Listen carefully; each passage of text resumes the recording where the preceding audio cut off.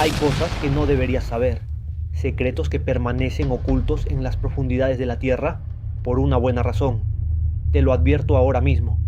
Lo que estás a punto de escuchar cambiará para siempre la forma en que percibes el mundo que te rodea, porque bajo la superficie de nuestra realidad cotidiana existen fuerzas ancestrales que han estado esperando pacientemente, alimentándose de nuestra fe y nuestro miedo.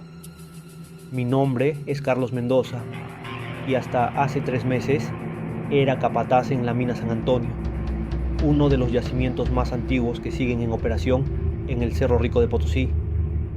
Grabo este testimonio porque necesito que alguien conozca la verdad. Si estás viendo esto, probablemente ya sea demasiado tarde para mí. Todo comenzó cuando la compañía minera decidió expandir las operaciones hacia un sector abandonado desde la época colonial. Los ejecutivos hablaban de nuevas vetas de plata descubiertas por estudios geológicos modernos, pero los mineros locales, descendientes de generaciones de trabajadores, murmuraban otra historia. Decían que esa sección había sido sellada por una razón, que allí el tío reinaba con mayor fuerza. Para quienes no lo sepan, el tío es como llamamos al guardián de las minas en Bolivia, una deidad subterránea, mitad hombre, mitad demonio, con cuernos, ojos brillantes y una sonrisa maliciosa. Desde tiempos coloniales, los mineros le ofrecen coca, cigarrillos y alcohol para aplacar su ira y garantizar su protección. Algunos forasteros lo ven como una simple superstición, un sincretismo entre creencias indígenas y el diablo cristiano. Pero nosotros sabemos que es mucho más que eso. Recuerdo la primera vez que entré a ese túnel recién abierto. El aire era diferente allí, más pesado, como si estuviera cargado de siglos de oscuridad. Las paredes parecían susurrar. Mis hombres estaban inquietos, nerviosos. Uno de ellos, Mamani, el más viejo del grupo, se negó rotundamente a avanzar. Don Carlos me dijo en voz baja: este lugar no es para nosotros. Aquí el tío es diferente, más viejo, más hambriento. Me reí de sus temores entonces. Yo era un hombre educado, había estudiado ingeniería en La Paz. Respetaba las tradiciones, por supuesto. Siempre dejaba mis ofrendas en las estatuillas del tío, como todos los demás. Pero en el fondo lo consideraba folclore, una tradición pintoresca que mantenía alta la moral de los trabajadores. Qué equivocado estaba. La primera semana transcurrió sin incidentes. El rendimiento era bueno, la veta prometedora. Instalamos un nuevo altar para el tío en la entrada del túnel, más grande que los habituales. La estatuilla que trajeron los ancianos del pueblo era antigua, tallada en piedra oscura en lugar de la arcilla roja habitual. Sus ojos parecían seguirte, y su sonrisa, esa sonrisa mostraba demasiados dientes. El primer incidente ocurrió un martes. Uno de los jóvenes, Rodrigo, estaba trabajando solo cerca del final del turno cuando su lámpara falló. Según su relato, mientras esperaba en la oscuridad a que alguien viniera a buscarlo, escuchó pasos. Pensó que era el equipo de relevo, pero los pasos se detuvieron justo detrás de él. Sintió un aliento caliente en su nuca y una voz rasposa que le susurró al oído: no es suficiente. Cuando lo encontramos, Rodrigo estaba en posición fetal, temblando incontrolablemente. Lo atribuimos al miedo natural de quedarse a oscuras en las profundidades. Pero al día siguiente, 3 mineros más reportaron experiencias similares: voces en la oscuridad, susurros incomprensibles, la sensación de ser observados por ojos invisibles. Aumentamos las ofrendas: más alcohol, más coca, más cigarrillos. Sacrificamos una llama en la entrada de la mina, algo que no se hacía desde hacía décadas. Por un tiempo pareció funcionar. Los incidentes cesaron, la producción aumentó. La gerencia estaba encantada. Entonces encontramos el primer cuerpo. Manuel Quispe, uno de nuestros mejores perforistas, no salió con su equipo al final del turno. Organizamos una búsqueda y lo hallamos en un nicho lateral, una pequeña caverna natural que no figuraba en los planos. Estaba sentado contra la pared, con los ojos abiertos y vidriosos, una expresión de terror absoluto congelada en su rostro. No había signos de violencia, ninguna herida visible. El médico de la compañía dictaminó paro cardíaco, probablemente causado por gases tóxicos acumulados en ese espacio sin ventilación. Pero yo vi algo que los demás no notaron. En la pared rocosa, justo encima de la cabeza de Manuel, había marcas, arañazos profundos que formaban un símbolo que nunca había visto antes, pero que de alguna manera me resultaba familiar, como si lo hubiera conocido en algún sueño olvidado. Esa noche tuve la primera pesadilla. Me encontraba en los túneles, pero eran diferentes, más antiguos. Las paredes estaban talladas con jeroglíficos que no pertenecían a ninguna cultura que yo conociera. Avanzaba sin control sobre mi cuerpo, como si algo más me moviera. Llegaba a una cámara inmensa, iluminada por un resplandor rojizo que no provenía de ninguna fuente visible. En el centro había un trono tallado en la roca viva, y sentado en él, me desperté gritando, empapado en sudor frío. Mi esposa, María, intentó calmarme, pero no pude explicarle lo que había visto. No tenía palabras para describirlo. Al día siguiente, convoqué una reunión con los mineros más antiguos. Les conté sobre mi sueño, sobre las marcas en la pared. No parecieron sorprendidos. Mamani asintió gravemente. El tío está despertando, dijo. El verdadero tío, no el que conocemos, sino el que existía antes de que los españoles llegaran, antes incluso de los incas. Los antiguos lo llamaban de otra manera, un nombre que ya no recordamos. Le dieron forma de demonio para poder comprenderlo, pero es mucho más antiguo que cualquier religión. ¿Qué quiere?, pregunté. Siempre lo mismo, respondió otro anciano, Condori. Sangre, vida, almas. Antes le dábamos más, mucho más, pero con el tiempo nos volvimos civilizados. Escupió esta última palabra como si fuera veneno.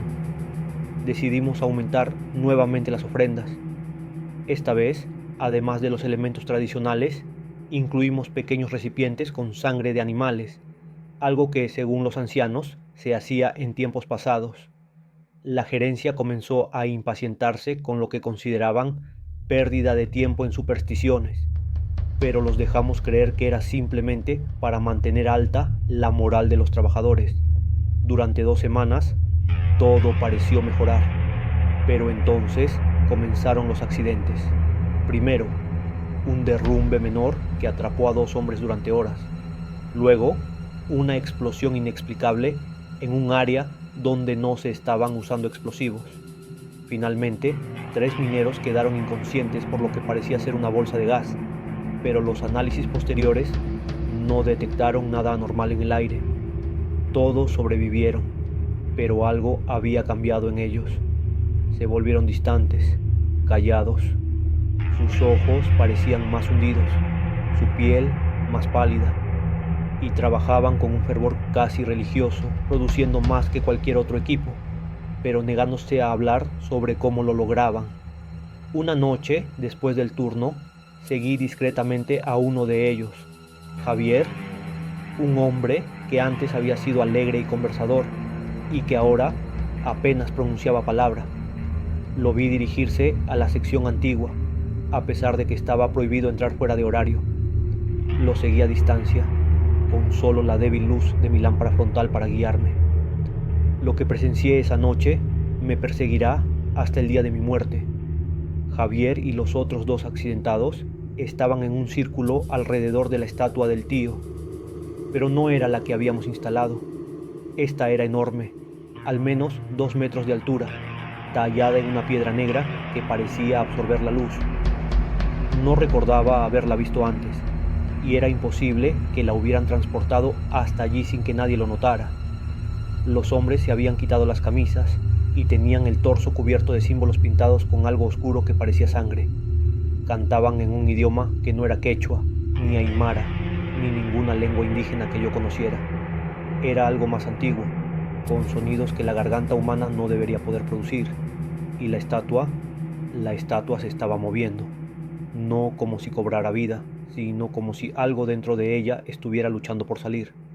La piedra parecía ondular, como si fuera líquida. Retrocedí horrorizado. pero mi lámpara iluminó brevemente el rostro de la estatua. Sus ojos, que deberían haber sido simples huecos en la piedra, brillaban con un fuego interior, y su boca, esa boca llena de dientes puntiagudos, se ensanchó en una sonrisa que ningún escultor humano podría haber tallado. Me vio, sé que me vio. Corrí como nunca antes había corrido, tropezando en la oscuridad, golpeándome contra las paredes del túnel, con el corazón a punto de estallar. Detrás de mí, escuché algo que no eran pasos humanos, algo que se arrastraba y raspaba contra la roca. Logré salir de la mina y no me detuve hasta llegar a mi casa. Le dije a María que empacara, que nos íbamos esa misma noche. Ella me miró confundida, asustada por mi estado, pero no hizo preguntas. Siempre ha confiado en mí. Estábamos cargando el coche cuando Mamani apareció en nuestra puerta. Su rostro era una máscara de resignación. No pueden irse, dijo simplemente. Él ya los ha marcado. ¿De qué estás hablando?, exigí saber, aunque en el fondo ya lo sabía. El tío ha despertado completamente ahora. Durante siglos, dormitó, aceptando nuestras pequeñas ofrendas, pero la nueva excavación perturbó su sueño, y ahora recuerda lo que solíamos darle en los viejos tiempos. No voy a sacrificar a nadie, dije, la voz temblorosa. Mamani sonrió tristemente. No entiendes. No eres tú quien elige el sacrificio, es él, y ya ha elegido. Esa noche, mientras María dormía, volví a soñar con los túneles. Esta vez, cuando llegué a la cámara del trono, la figura sentada en él se levantó. Era inmensa, una silueta oscura con cuernos retorcidos que rozaban el techo de la caverna. Sus ojos eran como pozos de magma, y cuando habló, sentí como si mi mente se estuviera desgarrando. Ustedes olvidaron, dijo en una voz que era 1000 voces a la vez. Pero yo nunca olvido. Un pacto es un pacto. Me mostró visiones entonces. Vi a los primeros mineros, siglos atrás, haciendo un trato con algo que habían encontrado en las profundidades. Le ofrecían sacrificios, no solo de llamas o de coca, sino de personas. Prisioneros al principio, luego esclavos. Y a cambio, la entidad les mostraba dónde encontrar las vetas más ricas, los protegía de derrumbes, les daba fuerza sobrehumana para trabajar. Vi cómo, con el paso de los siglos, los sacrificios humanos fueron reemplazados por ofrendas simbólicas. La entidad se debilitó, se adormeció, pero nunca olvidó. Y ahora había despertado, hambrienta después de siglos de ayuno. La deuda debe pagarse, dijo la voz, con intereses. Me desperté con un grito ahogado. María no estaba a mi lado. La busqué por toda la casa, llamándola desesperadamente. Encontré la puerta trasera abierta. Seguí sus huellas en la tierra húmeda. Llevaban directamente hacia la mina. Cuando llegué, el complejo minero estaba extrañamente silencioso. No había guardias en la entrada, ni trabajadores del turno nocturno. Las luces estaban encendidas, pero no se veía un alma. Bajé por el ascensor principal, mi mente dividida entre el terror y la desesperación. Tenía que encontrar a María antes de que fuera demasiado tarde. Los túneles estaban iluminados por un resplandor rojizo que no provenía de las lámparas eléctricas. El aire olía a azufre y a algo más, algo metálico y dulzón que reconocí como sangre. Encontré a los mineros reunidos en una gran caverna natural que no recordaba haber visto antes. Todos estaban allí, docenas de hombres, de pie en círculos concéntricos alrededor de un pozo central del que emanaba aquella luz rojiza. Sus rostros estaban en blanco, sus ojos vidriosos como si estuvieran en trance.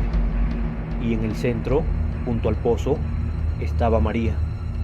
Parecía confundida, como si acabara de despertar de un sueño. Junto a ella estaba Javier, sosteniendo un cuchillo ceremonial que reconocí de los museos locales, un artefacto que debería estar tras una vitrina, no en las manos de un minero poseído. Grité y corrí hacia ellos, empujando a los hombres inmóviles que no reaccionaron a mi presencia.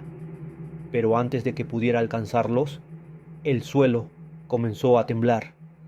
Del pozo surgió una columna de humo rojizo que se condensó en una forma vagamente humanoide, pero monstruosamente grande, con cuernos retorcidos y ojos como carbones ardientes.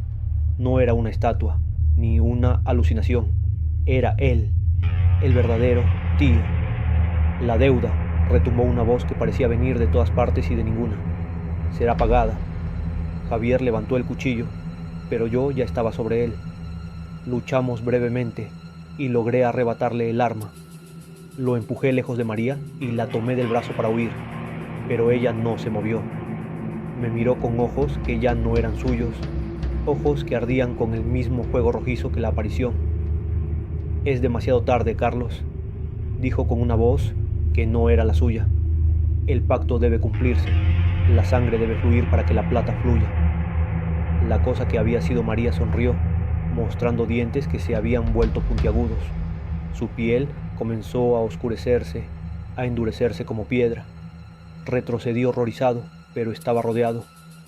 Todos los mineros se habían vuelto hacia mí, con la misma sonrisa inhumana, los mismos ojos ardientes. Uno no es suficiente, dijo la voz desde el pozo. La deuda es grande, todos ustedes me pertenecen, todos los que han tomado mi plata sin pagar el precio. Comprendí entonces la horrible verdad. No se trataba solo de nosotros, de esta mina.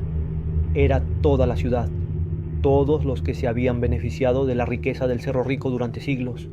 La deuda era inmensa, y el cobrador había venido a reclamarla con intereses acumulados durante generaciones. No sé cómo logré escapar. Los recuerdos son confusos. Recuerdo correr por túneles que cambiaban y se retorcían, perseguido por sombras con ojos de fuego. Recuerdo emerger a la superficie para encontrar la ciudad en un silencio antinatural, las calles desiertas, las puertas abiertas como si todos hubieran salido apresuradamente o hubieran sido llamados. He estado escondido desde entonces, moviéndome constantemente, pero sé que me encontrará. Cada noche sueño con los túneles, con el trono, con la voz que me llama. Y cada día las noticias hablan de la misteriosa desaparición masiva en Potosí, de las teorías conspirativas, de los equipos de rescate que entran en la mina y nunca regresan. Nadie menciona al tío, nadie habla del pacto ancestral, pero yo sé la verdad. Y ahora tú también la sabes. Te preguntarás por qué te cuento esto, por qué comparto esta carga contigo. La respuesta es simple, porque ya estás involucrado. Si has usado plata, si llevas joyas de plata, si tienes monedas de plata, parte de esa riqueza vino del Cerro Rico, parte de esa deuda es tuya. Anoche soñé que el tío salía de la mina, que sus pasos retumbaban por todo el continente, que su sombra se extendía sobre ciudades y pueblos, que sus ojos ardientes buscaban a todos los que habían participado, aunque fuera indirectamente, del tesoro robado de sus entrañas. Escucha atentamente. ¿Oyes eso? Ese crujido, ese susurro, ese rasguño en tu puerta. ¿Es el viento? ¿Estás seguro? Porque yo lo oigo acercándose y sé que viene a cobrar lo que le debemos. Si estás viendo esto, probablemente ya sea demasiado tarde para mí, pero quizás tú todavía tengas tiempo.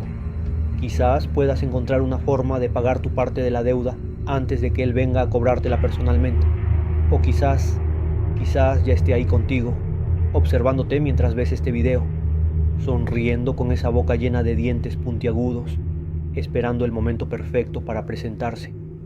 Después de todo, un pacto es un pacto, y la deuda siempre se paga.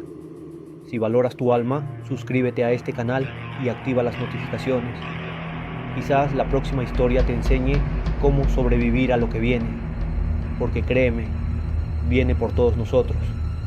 Y cuando llegue, que los dioses antiguos se apiaden de nuestras almas.